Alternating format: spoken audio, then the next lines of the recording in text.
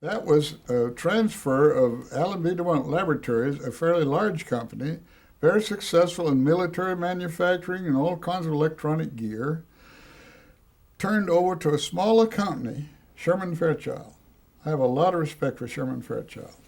He took that company just about the time of the merger. There was a development called transistors, the Bell Telephone Laboratories. 5 of the Bell Labs people came to Sherman Fairchild and said, "We would like to start the transistor business at Fairchild. Would you hire us, please? $15,000 as benches, go to work." This was a group. Robert Noyes was one of them. He was the head of it. Bob Noyes at Fairchild started in. So Sherman, at the merger, said, "Hey, DuMont's got some available cash in the bank.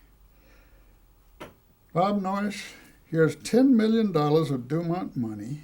Take this and find yourself a location where you can find a good series of professors that can teach people who can be your employees. And they can be hired by you, and those professors can advise you." Bob Noyes, who had been working at the Bell Labs with a small group of people, then established Silicon Valley. And the DuMont money helped establish that. I've got a chart here somewhere, it's out in my office, of the genealogy of Silicon Valley. It shows Bell Labs invents the transistor. Next, Fairchild Semiconductor organized, and the branch off of the various people from that sort in Silicon Valley. So that money helped establish Silicon Valley. My son works down there, and so I know that story pretty well in Silicon Valley. And Bob Noyes stayed with Fairchild until 1966, when I decided to leave Fairchild, because Dr. DuMont died in 1965.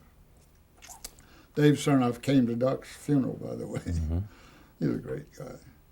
Anyway, 1966, Bob Noyes established the Intel Corporation. I left to teach physics in Furman University in South Carolina.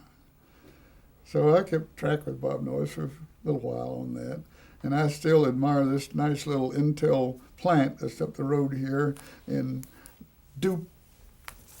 DuPont, Washington. Those years you spent with Fairchild, what kind of work were you doing then? Well, I was working with the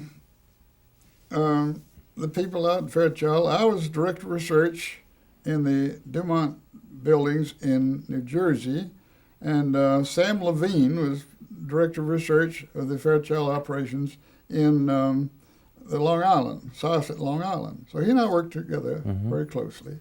My son worked for him for 2 years in Fairchild, and now is in the business in Boston.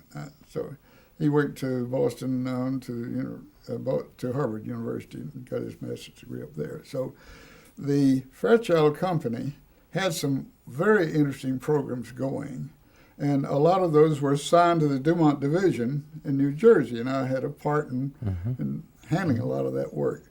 Very largely things like the work down at